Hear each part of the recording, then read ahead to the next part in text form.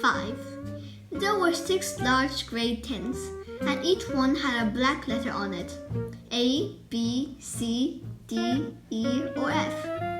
The first 5 tents were for the campers. The counselors slept in F. Stanley was assigned to D tent. Mr. Pendanski was his counselor. "My name is easy to remember," said Mr. Pendanski as he shook hands with Stanley just outside the tent. 3 easy words: pen, dance, key. Mrs. Sir returned to the office. Mr. Pendanski was younger than Mr. Sir and not nearly as scary looking. The top of his head was shaved so close it was almost bald, but his face was covered in a thick, curly black beard. His nose was bald, badly sunburned. "Mr. Sir isn't really so bad," said Mr. Pendanski. "He's just been in a bad mood ever since he quit smoking. The person you've got to worry about is the warden. There's really only one rule at Camp Green Lake: don't upset the warden." Stanley nodded, as if he understood. "I want you to know, Stanley, that I respect you," Mr. Pendanski said. "I understand you've made some bad mistakes in your life. Otherwise, you wouldn't be here. But everyone makes mistakes. You may have done some bad things, but that doesn't mean you're a bad kid." Stanley nodded.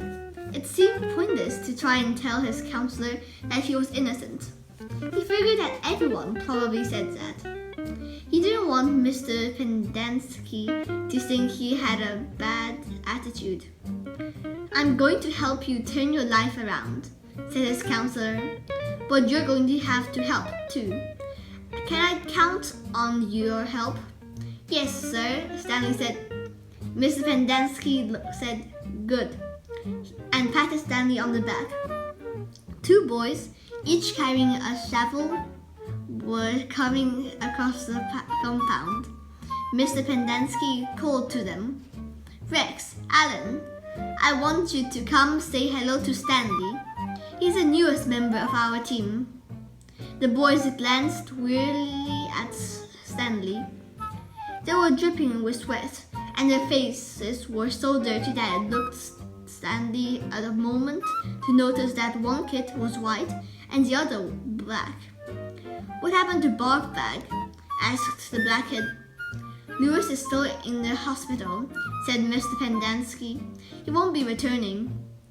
He told the boys to come and shake Stanley's hand and introduce themselves, like gentlemen. "Hi," the white kid grunted. "That's Alan," said Mr. Pendanski. "My name's not Alan," the boy said. "It's Squid. And that's X-Ray." "Hey," said X-Ray, smiled and shook Stanley's hand.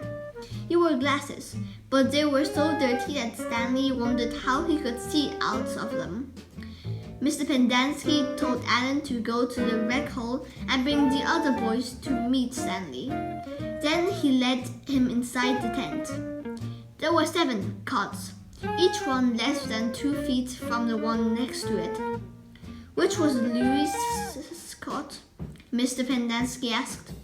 "Barfbag slept here," said X-Ray, kicking at one of the beds.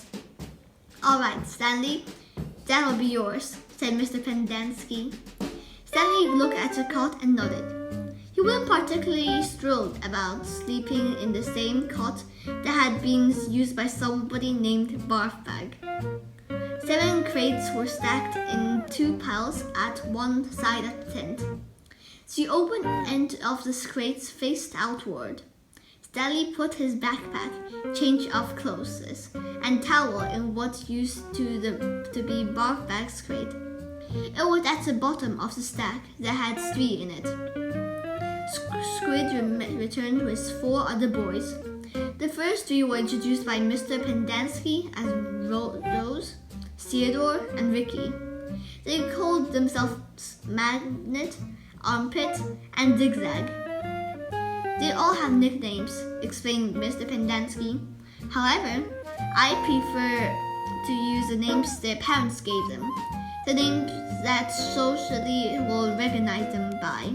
when they return to become useful and hardworking members of society. It ain't just a nickname, X-Ray told Mr. Pendanski. He tapped the rim of his glasses. I can see inside you, Mom. You've got a big fat heart. The last way either didn't have a real name, or else he didn't have a nickname. Both Mr. Pendanski and X-Ray called him Zero. You know why his name's Zero? Asked Mr. Pendanski. But there's nothing inside his head. He smiled and playfully shook Zero's shoulder. Zero said nothing. And that's Mom, a boy said. Mr. Pendanski smiled at him. If it makes you feel better to call me Mom, Theodore, go ahead and call me Mom. He turned to Stanley. If you have questions, Theodore will help you. You got that, Theodore. I'm depending on you. Theodore spit a thin line of saliva between his teeth, causing some of the other boys to complain at the need to keep their home sanitary. You were all new here once, said Mr. Pendanski, and you all know what it feels like. I'm counting on every one of you to help Stanley. Stanley looked at the ground. Mr. Pendanski left the tent, and soon the other boys began to file out as well, taking their towels and change of clothes with them. Stanley was relieved to be left alone, but he was so thirsty he felt as if he would die if he didn't get something to drink soon. Hey, Theodore, he said, going after him. Do you know where I can fill my canteen? Theodore whirled and grabbed Stanley by his collar. My name's not Theodore, he said. It's Armpit.